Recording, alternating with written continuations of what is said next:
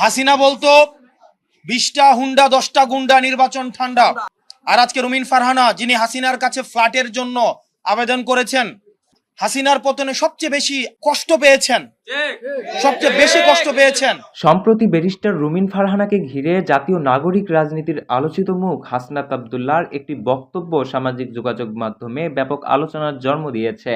এক বক্তব্যে হাসনাত আবদুল্লাহ বলেন, সাবেক প্রধানমন্ত্রী শেখ হাসিনার সময়ে প্রচলিত একটি রাজনৈতিক উক্তি ছিল, 20টা হুন্ডা 20টা গুন্ডা নির্বাচন ঠান্ডা। হাসিনা বলতো 20টা হুন্ডা 10টা গুন্ডা নির্বাচন ঠান্ডা। এই প্রসঙ্গ টেনে তিনি বিভিন্ন রাজনৈতিক সুবিধা ও প্রভাবের বিষয় নিয়ে প্রশ্ন তোলেন। হাসনাতের দাবি, আওয়ামী লীগ সরকারের সময় রুমিন ফারহানা বিভিন্ন সুযোগ সুবিধা পেয়েছিলেন। এমনকি তিনি অভিযোগ করেন, রুমিন ফারহানা নাকি শেখ হাসিনার কাছে একটি ফ্ল্যাটের জন্য আবেদন করেছিলেন। আর আজকে রুমিন ফারহানা, যিনি হাসিনার কাছে ফ্ল্যাটের জন্য আবেদন করেছেন।